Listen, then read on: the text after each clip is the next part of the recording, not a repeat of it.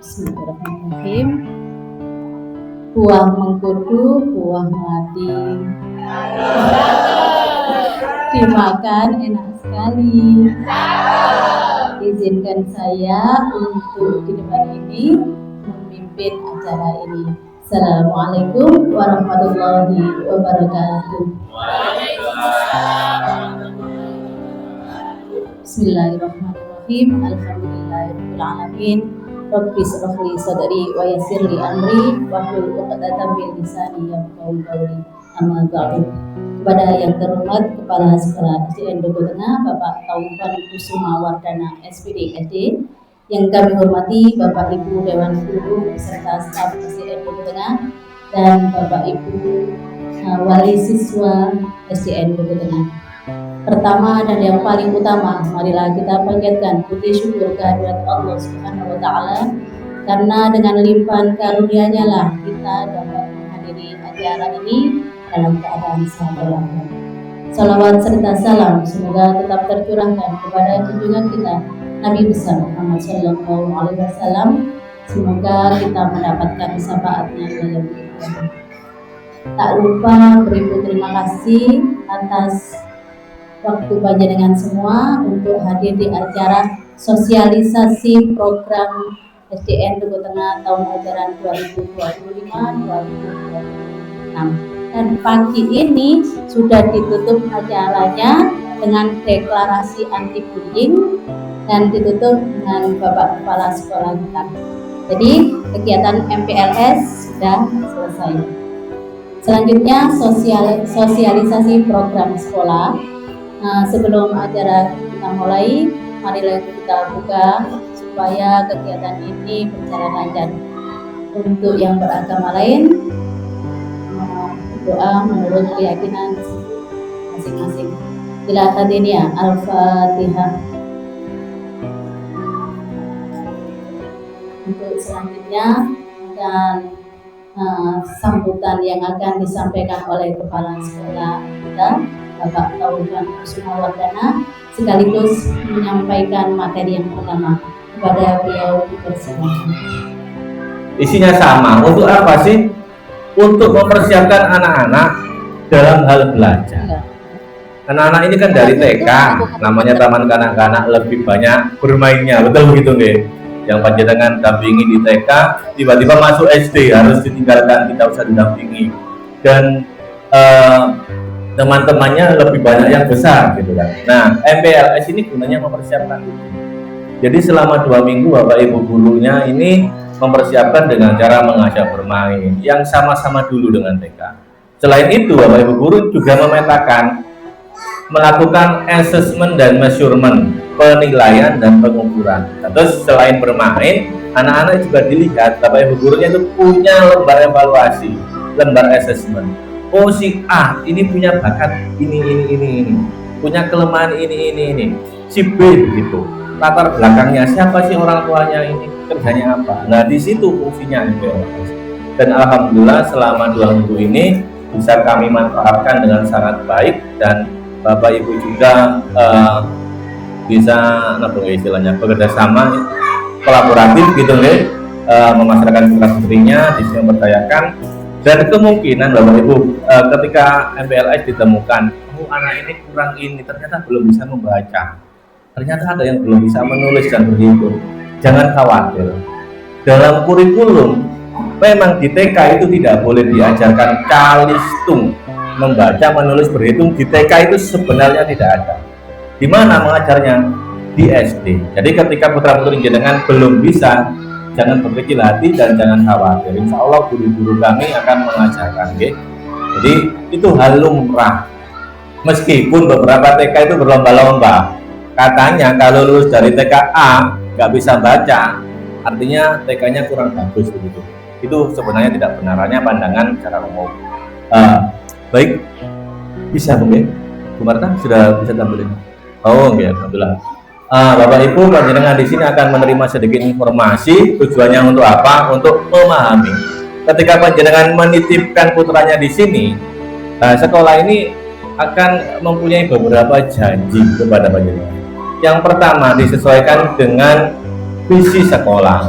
visi sekolah kami ini menciptakan anak-anak yang berkarakter, okay? Yang berkarakter tentang akhlak, terus berwawasan lingkungan, tidak menuliskan anak-anak berprestasi. Jika kami menuliskan berprestasi, maka indikator-indikatornya kami akan mengurus satu persatu anak. Biasanya kalau prestasi A ini harus dikejar.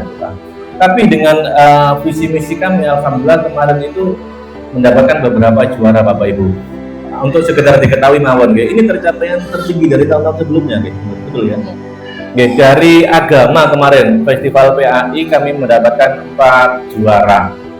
Yang pertama juara tingkat kecamatan, juara 1 apa Bu Marta? Dajil, Pa. Yang lagi Pa. Terus juara 2 Dajil Pi. Terus lagi MTQ juara 1 MTQ. Terus juara 2 kaligrafi untuk lomba Festival PAI di tingkat kecamatan. Ini kalau menurut teman-teman yang barat jalan, Duku Tengah itu sekolah pinggiran. Tapi pinggirannya panjenengan wali muridnya luar biasa, banyak yang perumahan, sumber daya manusia pendidikannya tidak bisa disebut pinggiran panjenengan. Itu yang di PAI. Di FLS 3N kami mendapatkan juara 1 lomba nyanyi, juara 1 lomba nyanyi, juara 1 lomba karya, juara 1 lomba kriya. Sama yang juara 2 lomba mendongeng. Itu FLS 3N, lomba seni sastra siswa nasional. Terus ada USN, Olimpiade Sains, langsung kabupaten Bu. Langsung kabupaten, namun belum mendapatkan kesempatan juara. Tapi ini akan kami ajukan lagi. Kami ambil kelas 5 langsung di tingkat provinsi. O2SN-nya kilo. O2SN ini olahraga. Ada pencak silat. Dapat juara 3. Anaknya masih di kelas 2 sekarang. Seharusnya tidak masuk kategori, tapi kami kirimkan saja untuk partisipasi, ternyata dapat juara. Ya, alhamdulillah. Ada lagi Bu? Sampun. Untuk tahun ini sampun. Untuk tahun ini sampun. Untuk tahun ini. Bapak Ibu, saya sampai sama teman-teman kepala sekolah itu dikoyoki, kok iso Pak dapat juara segitu banyaknya. Yang hebat guru-gurunya Bu. Saya hanya menugaskan mawon, Bapak Ibu guru bertugas, alhamdulillah. Sampai kemarin Bapak Ibu satu penghargaan buat kami juga. Saya didatangi dari tim Pena. Pena itu korannya Dinas Pendidikan. Tiba-tiba datang ke sini, Pak, profiling jenengan. Loh, siapa yang nugaskan? Tidak bilang.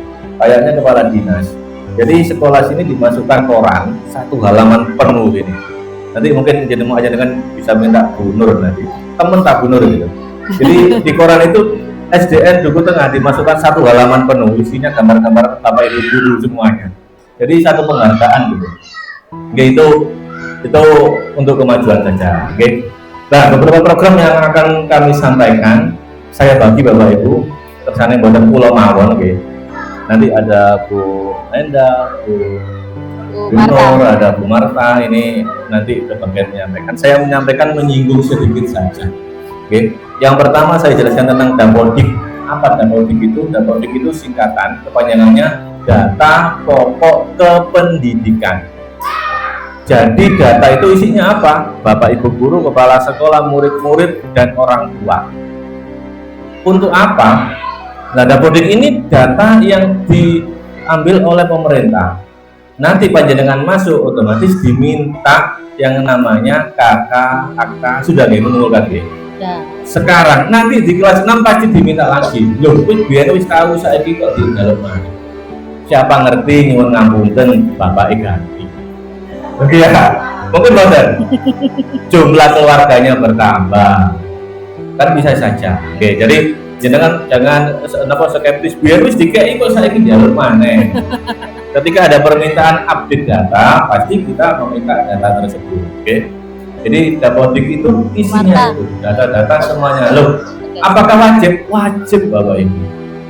Nanti kalau ada keluarga yang tidak punya kakak atau tidak punya akta, nanti otomatis datanya tertunda untuk input. Ngapunten nggih, ini segera pengetahuan nanti kalau ada tetangga dan lain sebagainya harus segera diurus.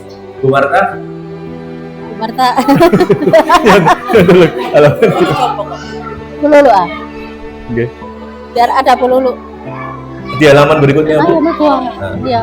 Marta aja fokus nak. Nah, Oke. ini jenengan bisa mengakses tapi tidak bisa masuk. Kalau jenengan akses di Dapodik itu ada alamat yang ngoten itu akan ada seperti ini.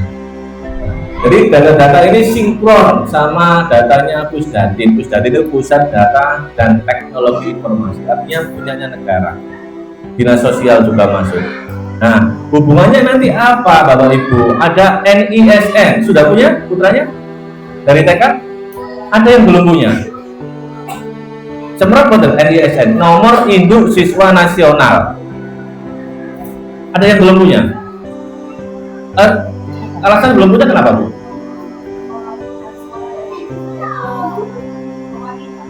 Belum sampai diurus mungkin ya? Tidak apa-apa, kalau belum punya akan kami ajukan.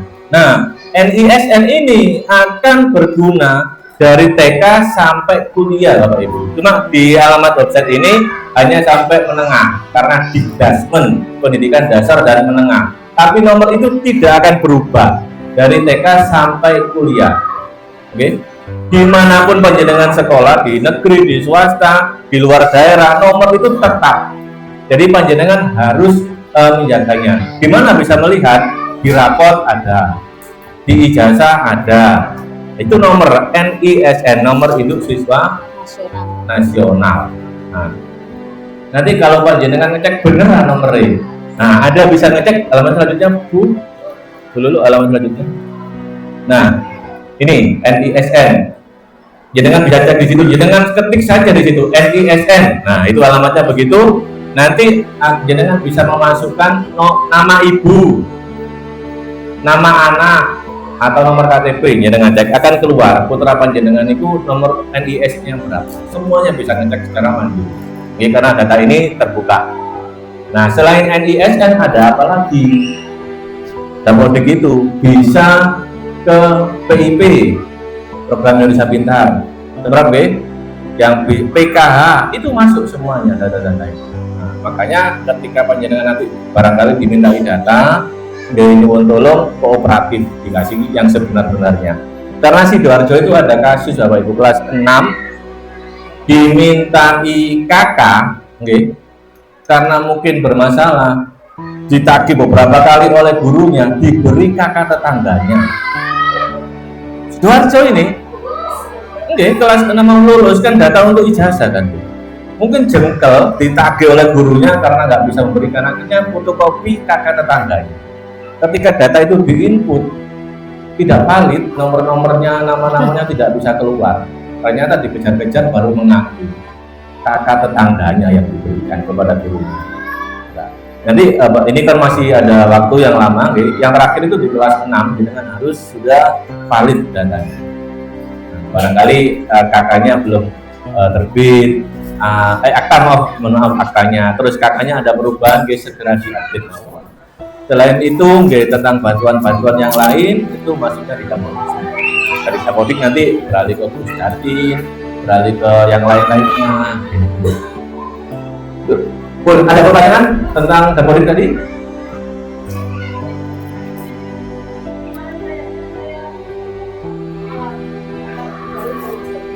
Nah, nanti jenengan lampirkan lawan ke gurunya biar diupdate. Petugas kami untuk operator Dapodik di sini Bapak Abdul Rosid, guru kelas 5.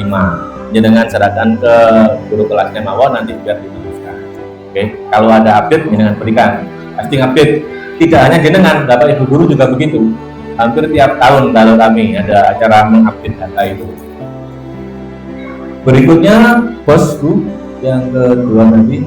Nah, bos, saya bacakan sedikit, saya kutipkan kalimat ini. Ini ada dasarnya Permendikbudristek nomor 63 tahun 2022. Nanti panjenengan bisa download, jenengan pelajari.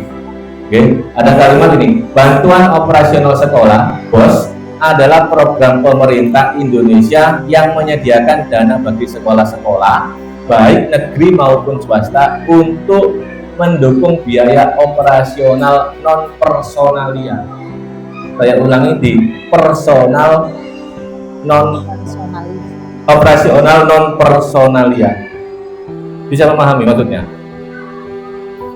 Kalau tinggal minum sebentar, guys.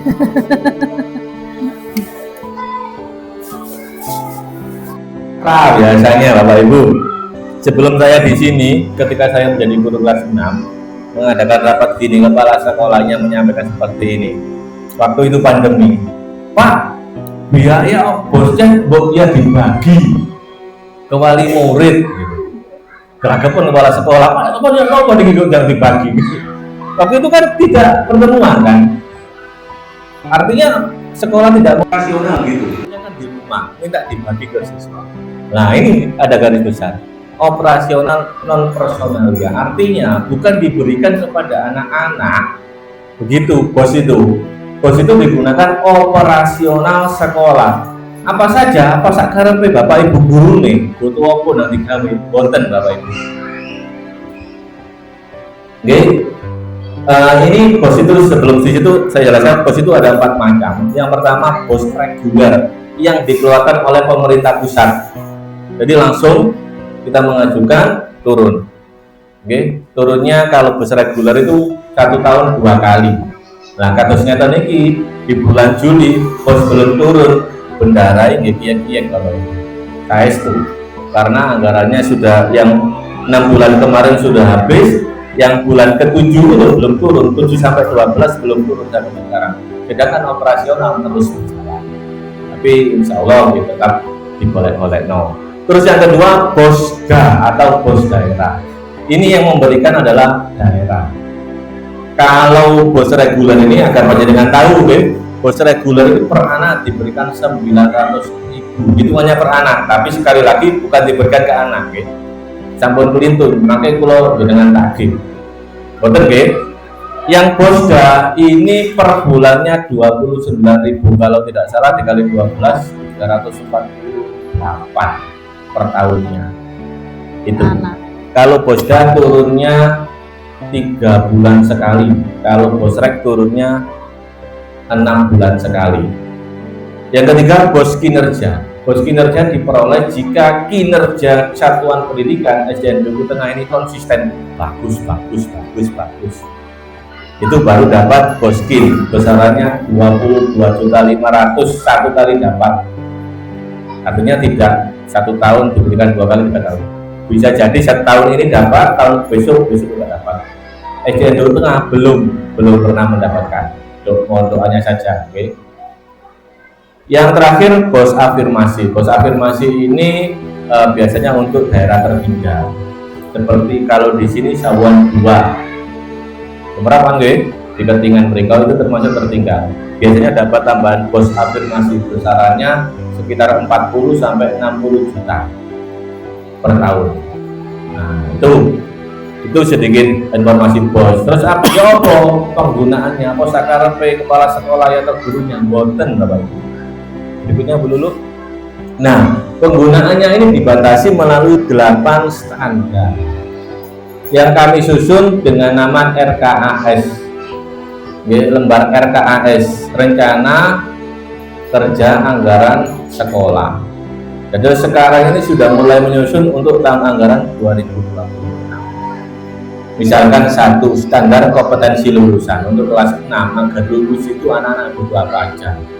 Atau ulangan harian seperti ujian praktek dan lain sebagainya. Tidak hanya kelas 6, kelas 1 sampai kelas 6. Atau ulangan akhir itu untuk kertas lingkungan. Nah, itu fotokopinya juga dari situ. Standar isi ini dalam penyusunan program-program seperti dan lain sebagainya. Setelah proses sampai yang terakhir standar pembiayaan. Pembiayaan ini meliputi segala kegiatan yang dilakukan sekolah.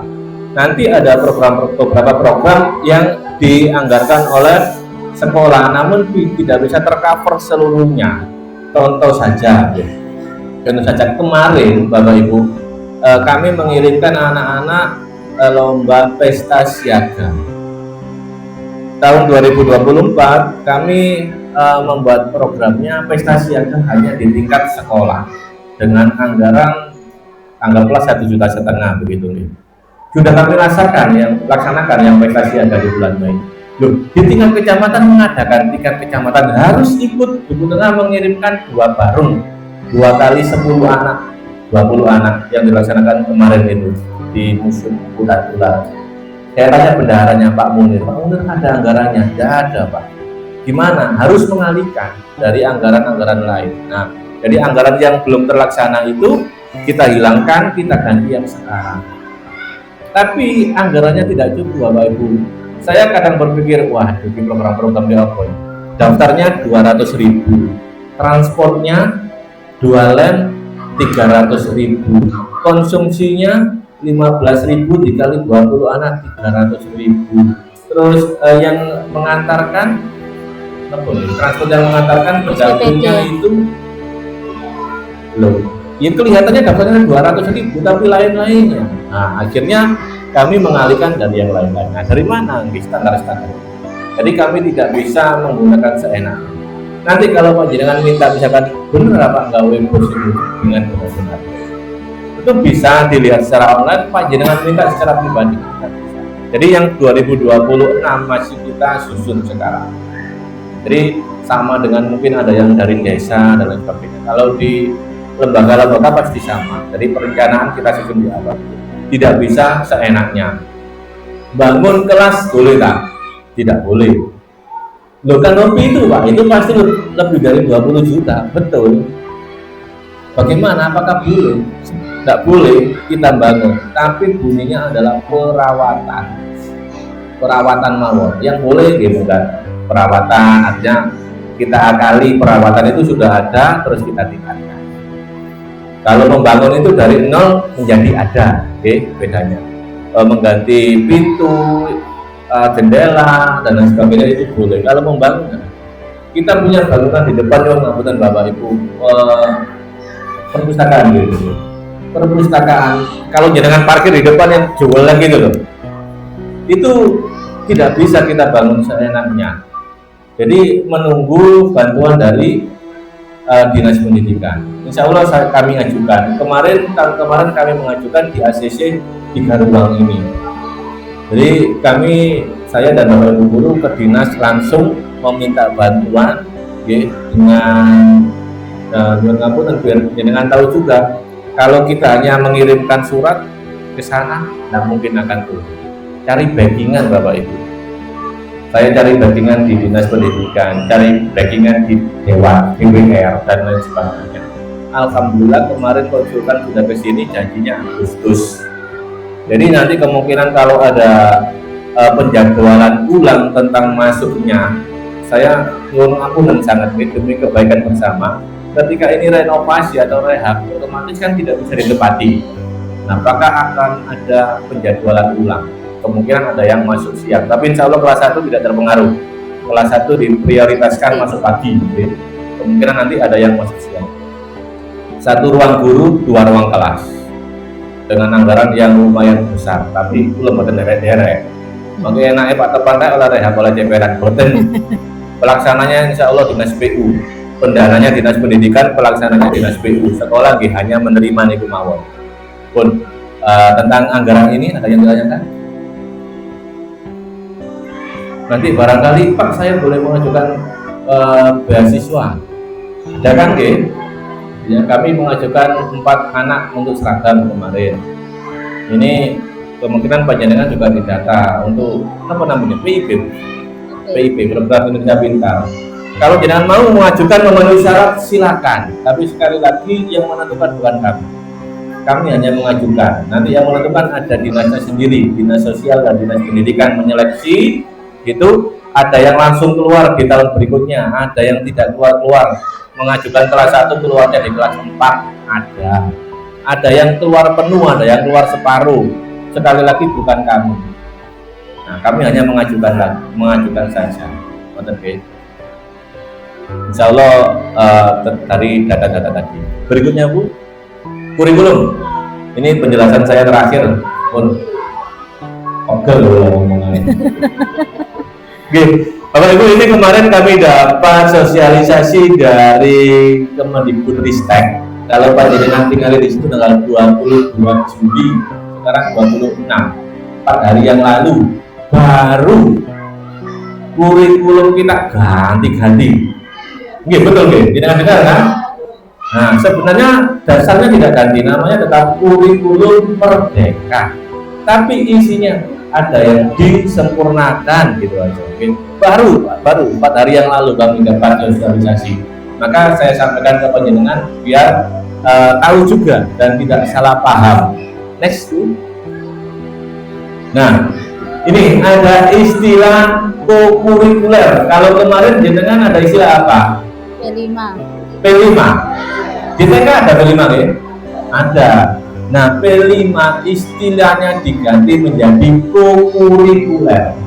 Sebenarnya P5 itu juga masuk kokurikuler. Nah, tapi sekarang istilah P5 ditiadakan. Kantos Menteri yo ale nggih, biar kelihatan kerja.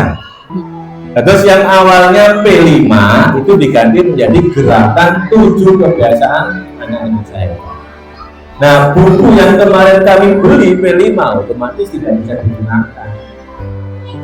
Betul ya? Sudah nggak ada P5, menjadi 7 itu kebiasaan. Kami beli dari pos Bapak Ibu tiap tahun, buku itu wajib, bukan karena keinginan sekolah, wajib beli untuk mendukung. Namun begitu, pihak penerbit mungkin sudah sangat pintar. Setiap 1 atau 2 tahun diganti isinya agar kita beli lagi. Iya betul itu.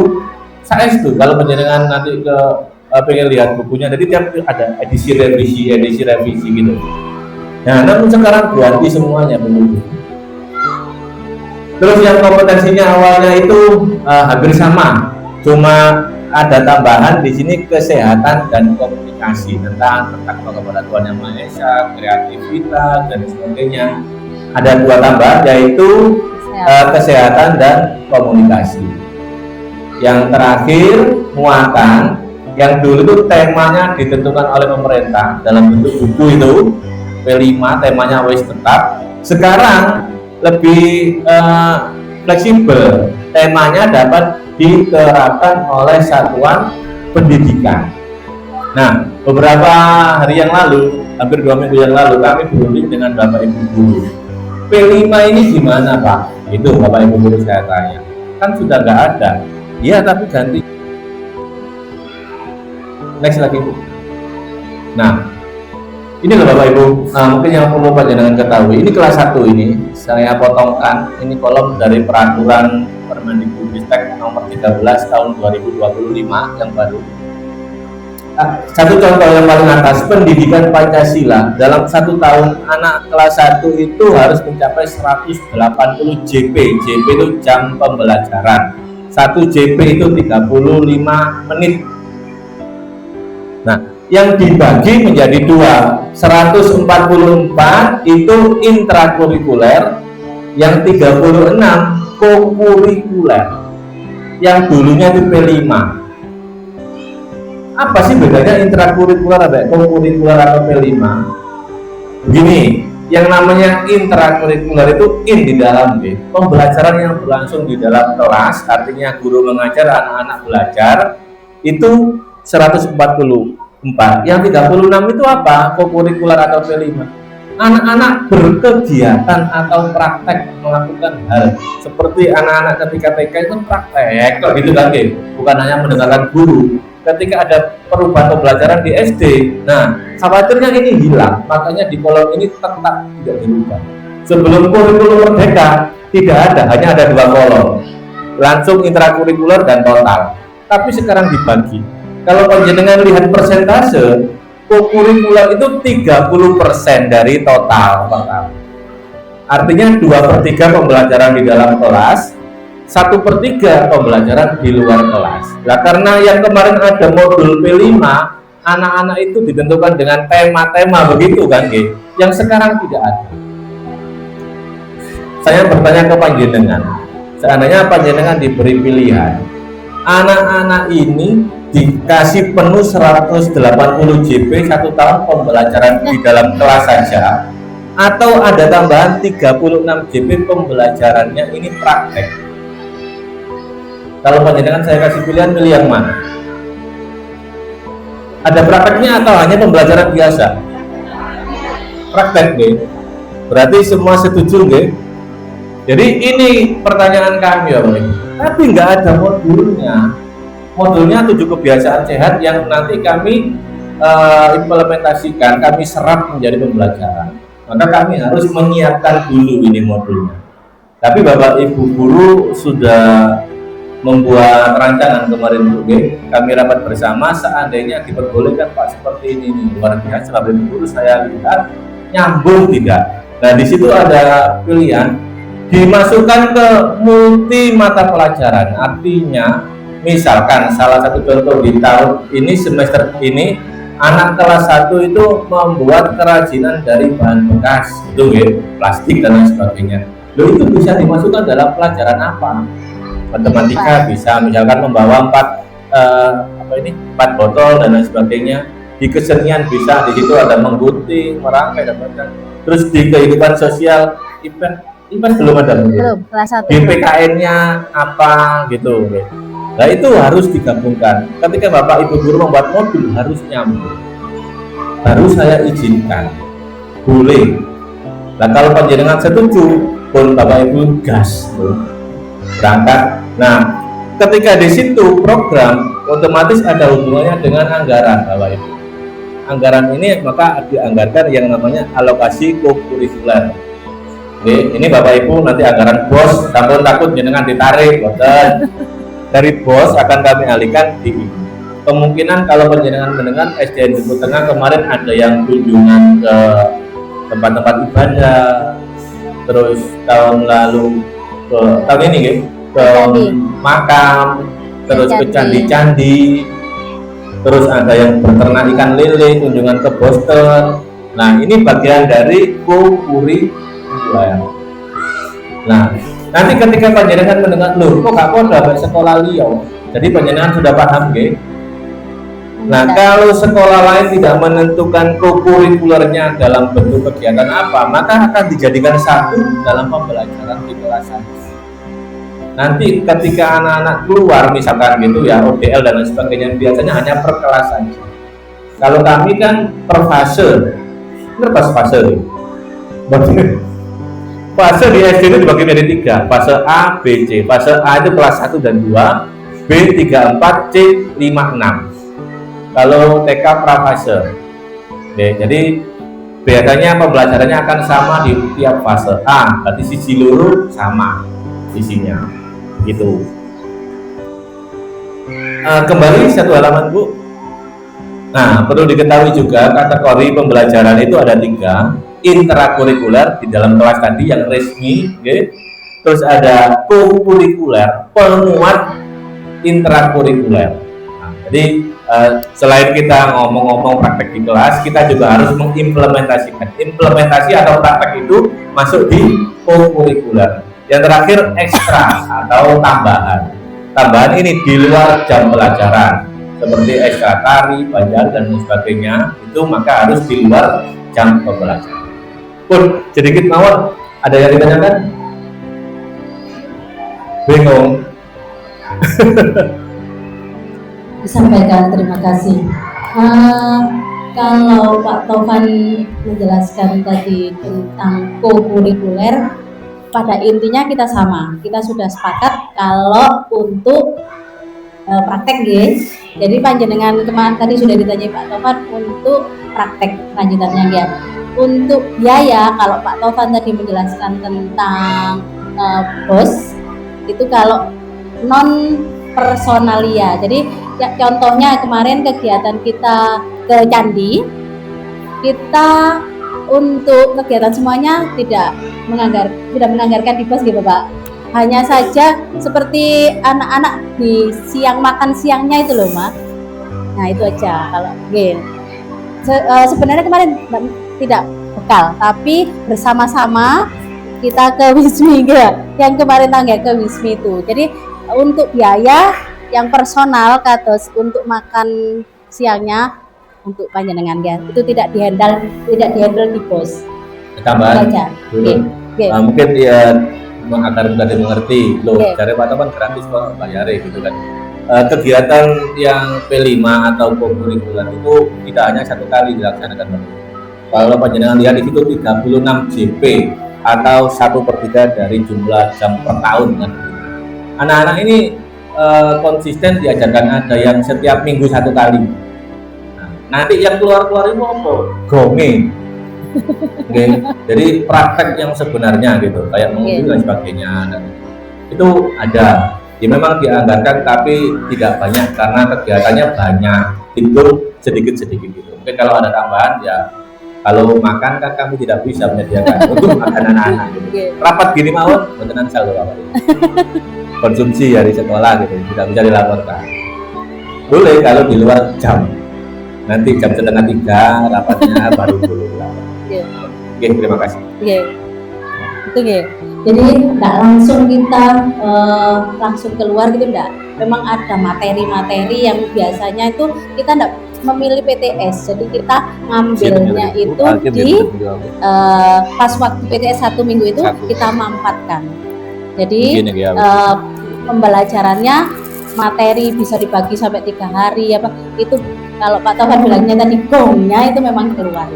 Contohnya anak-anak belajar tentang candi kemarin, kan anak-anak masih bingung candi itu yang seperti apa kan gitu ya. Jadi kita ajak anak-anak ke Candi Pari.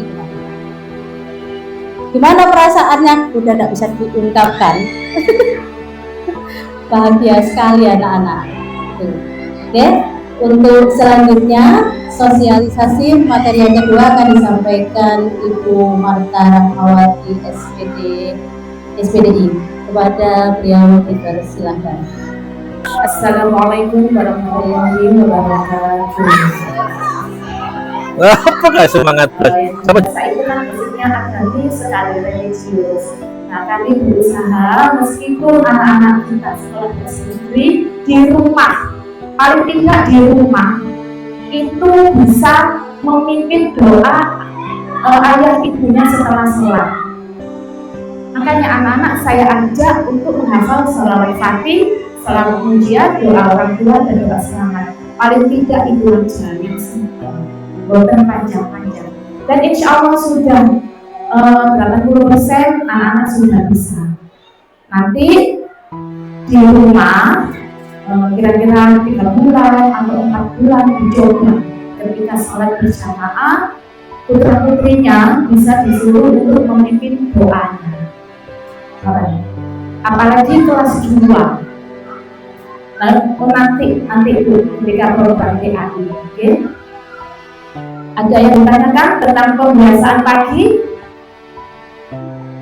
Jadi jangan sampai terlambat datang sekolah, jam 6:45 sudah baru masuk, langsung berbaris di halaman. Insya Allah akan saya kasih print Asmaul Husna beserta artinya yang dibaca pulau lebih pulau untuk dilaminating, ditaruh di tas, dibawa setiap hari, dilempit tidak apa-apa. Saya minta sampun gratis, bukan fotokopi ya, tinggal laminating mawon, bukan mampu kalau ikut laminating tidak ada, anggaran di pos kalau kertas-kertas kan ada. Nah, karena apa? Terus terang bukannya kami bangga terhadap sekolah, tidak. Saya akui SDN Dokter ini insya Allah selalu berpihak kepada murid-muridnya, berusaha menekan iuran-iuran itu, saya setuju. Kalau memang ada iuran itu ya karena kembali ke personalnya masing-masing. Kan besar di kertas kan sudah di cover bos. Kami bisa memprintkan, tapi kalau laminatif kan tidak ada. Nah itu minta panjenengan nonton. Next dulu.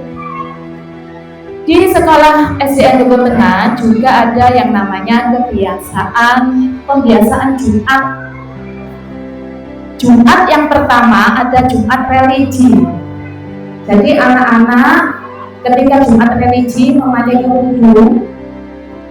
Kalau yang laki-laki, kalau celananya pendek membawa sarung. Karena kan ada kegiatan istighosa, tahlil atau pembacaan surah Yasin bertahap. Misalkan Jumat sekarang tahlil, Jumat depan istighosa, Jumat depannya lagi pembacaan surah Yasin atau ziarah ke makam sesepuh desa dulu. Nah, biasanya kami ke Banguni, oke? Nah, saya tidak boleh, tapi ketika pembiasaan religi dimohon memakai kerudung dari rumah. Dan misalkan kalau ada sholat duha, minta tolong sudah wudu dari rumah biar memiliki boten antri lama-lama ya. Jumat yang kedua ada Jumat berapi, Jumat bersih dan rapi. Misalkan bersih-bersih kelas, anak-anak nanti membawa alat tempur kebersihan. Nah, bersih-bersih taman, pokoknya bersih-bersih di lingkungan sekitar sekolah. Oke, terus pemeriksaan kuku, rambut, telinga, kuku ya. Nah, banyak sekali. Nanti ada tindak lanjut dari Bapak Ibu guru jika ada yang bermasalah dengan kebersihan badan dan pakaiannya. Yang ketiga, Jumat ketiga ada Jumat literasi Jawa dan budaya. Alhamdulillah SDN Dulu Tengah ini sebagai pioner. Pioner itu yang mendahului, yang pertama kali di Kecamatan Buburan bahkan di Kabupaten Sidoarjo yang memiliki program literasi Jawa dan budaya. Ternyata alhamdulillah juga diikuti oleh sekolah lain. Dan Jumat literasi Jawa atau Julija ini kemarin dapat penghargaan dari Dinas Pendidikan Kabupaten Sidoarjo. Diharapkan nanti anak-anak punya baju adat, oke? Nah, baju adat Jawa ada yang laki-laki itu surjan, surjan. Terus kebaya, nggak usah bling mewah-mewah itu enggak pun. Yang penting anak-anak tahu adat Jawa. Terus diajari basa kromo seperti kemarin. Nanti bisa dilihat kebiasaan Jawa kemarin Jumat di YouTube, tapi masih upload, masih proses. Okay? Ada apa celaton? Pulau belum ngapunten nggih. Bahasa kromo jumeneng. Enggak sebentar niku di SDN Tengah. Jumeneng napa jumeneng? Meneng kan kuliah yang ahlinya bahasa Jawa. Kalau mau ini jumeneng, ya anak-anak juga masih duduk terus yang nggak tahu apa itu jumeneng. Ayo anak-anak mau jumeneng,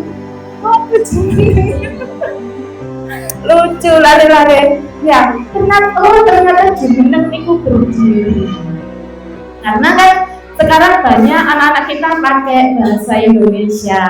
Meskipun pakai bahasa Indonesia, setidaknya ini orang Jawa ngerti titik-titik bahasa Jawa. Karena kan itu identitas. Jangan sampai identitas kita sebagai orang Jawa kan bilang, mungkin Bapak Ibu ada yang jadi dalang, boleh ngisi di kebiasaan Jawa budaya atau budayawan, boleh monggo dengan senang hati. Monggo jenengan. Nggih. Barangkali enten yang ahli di bidang literasi Jawa dan budaya silakan. Tapi nggih boten wonten sangu ya. Nggih. Jumat yang keempat itu Jumat sehat dan bugar. Jumat sehat dan bugar diisi dengan senam pagi dan membawa bekal makanan sehat. Makanan sehat dan seimbang, Bu. Jangan misalkan nasi sama mie, seimbang ngomong boten. Akhirnya kantuk di kelas. Boleh, tapi harus diseimbangkan. Diseimbangkan dengan apa? Sayur, protein, ngoten niku nggih. Nggih, seimbangkan. Anak saya enggak suka buah. sami juga pulau enggak bener-bener enggak mau buah, tapi kalau di jus mau. Nah itu bisa dibuatkan jus melon, alpukat. Enten sendiri tentang pembiasaan Jumat. Oh, boten ini kalau baju adat itu ketika Jumat literasi Jawa minggu ketiga. Nggih, ngoten. Oh, halo. Ya, insya Allah ada pengumuman. Kadang kan hari ini libur diganti, ngoten. Insya Allah nanti setiap pembiasaan Jumat ada pengumuman di grup wali kelas masing-masing. Enten pertanyaan malih? Dalam?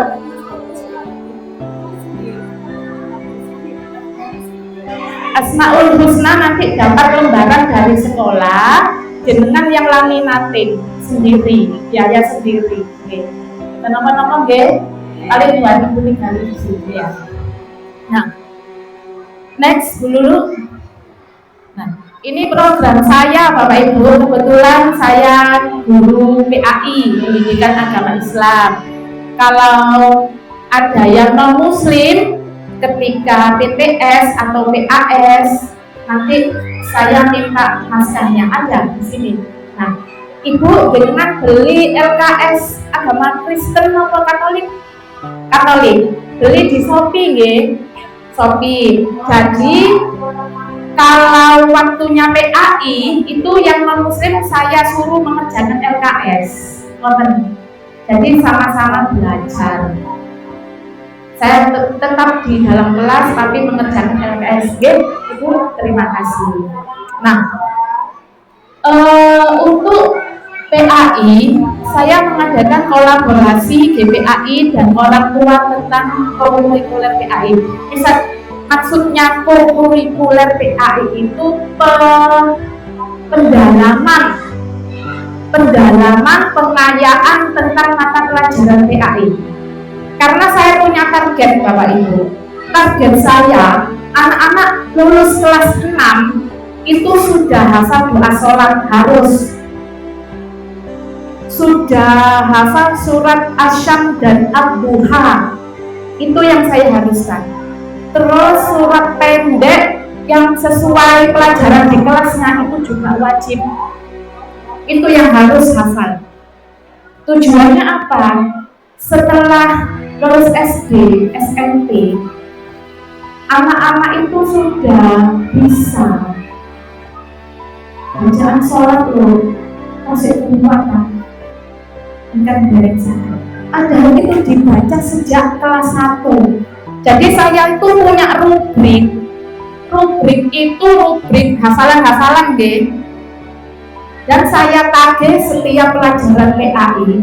Rubrik mulai doa sholat, sholawat, bacaan-bacaan doa lainnya. Jadi insya Allah ini nanti kelas 1 saya ada grup WA sendiri PAI. Saya harap semua wali murid bergabung dan bukan nomor anaknya, karena saya ingin berkomunikasi dengan orang tuanya. Kalau dengan anaknya setiap hari sudah bertemu. Untuk saya ini, saya minta kerjasamanya mendampingi hafalan-hafalan itu di rumah. Karena kalau di sekolah saja tidak bisa saya.